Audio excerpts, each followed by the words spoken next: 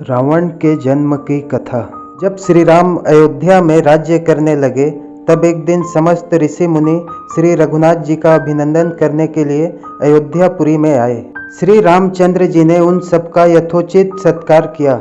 वार्तालाप करते हुए अगस्त्य मुनि कहने लगे, युद्ध में आपने जो रावण का संहार किया वह कोई बड़ी बात नहीं है, परंतु द्वंद्व युद्ध में लक्ष्मण के द्वारा इंद्रजित का वध सबसे अधिक आश्चर्य की बात है। यह मायावी राक्षस युद्ध में सब प्राणियों के लिए अवध्य था। उनकी बात सुनकर रामचंद्र जी को बड़ा आश्चर्य हुआ। वे बोले, मुनिवर, रावण और कुंभकर्ण भी तो महान पराक्रमी थे, फिर आप केवल इंद्रजित मेघनाथ की ही इतनी प्रशंसा क्यों करते हैं? महोदर, प्रहस्त, विरूपाक्ष भी कम वीर न थे। इस पर अगस्त्य मुनि बोले, इस प्रश्न का उत्तर देने से पहले मैं तुम्हें रावण के जन्म, वर प्राप्ति आदि का विवरण सुनाता हूँ। ब्रह्मा जी के पुलस्त्य नामक पुत्र हुए थे, जो उन्हीं के समान तेजस्वी और गुणवान थे। एक बार वे महगिरी पर तपस्या करने गए। वह स्थान अत्यंत रमणीक था, इसलिए ऋषियों, नागों, राज ऋषियों आदि की कन्याएं वहां क्रीड़ा करने आ जाती थी। इससे उनकी तपस्या में विघ्न पड़ता था। उन्होंने उन्हें वहां आने से मना किया।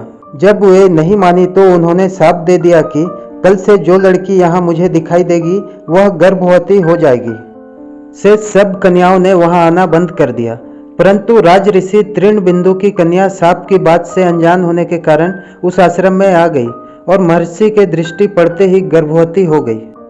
जब तृणबिंदु को यह बात मालूम हुई तो उन्होंने अपने कन्या को पत्नी के रूप में महर्षि को अर्पित कर दिया। इस प्रकार विसर्वा का जन्म हुआ, जो अपने पिता के समान वेदविद और धर्मात्मा हुआ। महामुनि भारद्वाज ने अपनी कन्या का विवाह विसर्वा से कर दिया। उनके वैश्रवण नामक पुत्र हुआ। वह भी धर्मात्मा और विद्वान था। उसने भारी तपस्या करके ब्रह्मा जी को प्रसन्न किया और यम, इंद्र तथा वरुण के सदृश लोकपाल का पद पाया। फिर उसने त्रिकुट पर्वत पर बसी लंका को अपना निवास स्थान बनाया और राक्षसों पर राज्य करने लगा। श्री राम ने आश्चर्य से पूछा, तो क्या कुबेर और रावण से पहले भी लंका में मांस भक्षी राक्षस रहते थे? फिर उनका पूर्वज कौन था? यह सुनने के लिए मुझे कौतूहल हो रहा है। तब अगस्त्य जी बोले, पूर्व काल में ब्रह्मा जी ने अनेक जल जंतु बनाए और उनसे समुद्र के जल की रक्षा करने के लिए कहा। तब उन जंतुओं में से कुछ बोले कि हम इसका रक्षण करेंगे और कुछ ने कहा कि हम इसका यक्षण करेंगे। इस पर ब्रह्मा जी ने कहा कि जो रक्षण करेगा वह राक्षस कहलाएगा और जो यक्षण करेगा वह यक्ष कहलाएगा। इस प्रकार वे दो जातियों में बंट गए। राक्षसों में हेती और प्रहेती दो भाई थे। प्रहेती तपस्या करने चला गया, परंतु हेती ने भया से विवाह किया, जिससे उसके विद्युत केश नामक पुत्र उत्पन्न हुआ। विद्युत केश के सुकेश नामक पराक्रमी पुत्र हुआ। सुकेश के माल्यवान, सुमाली और माली नामक 3 पुत्र हुए। तीनों ने ब्रह्मा जी की तपस्या करके यह वरदान प्राप्त कर लिए कि हम लोगों का प्रेम अटूट हो और हमें कोई पराजित न कर सके। वर पाकर वे निर्भय हो गए और सुरों असुरों को सताने लगे। उन्होंने विश्वकर्मा से एक अत्यंत सुंदर नगर बनाने के लिए कहा। इस पर विश्वकर्मा ने उन्हें लंकापुरी का पता बताकर भेज दिया। वहां वे बड़े आनंद के साथ रहने लगे। माल्यवान के ब्रजमुष्टि, विरूपाक्ष, दुर्मुख, सुक्तग्न, यज्ञकोप, मत्त और उन्मत्त नामक 7 पुत्र हुए।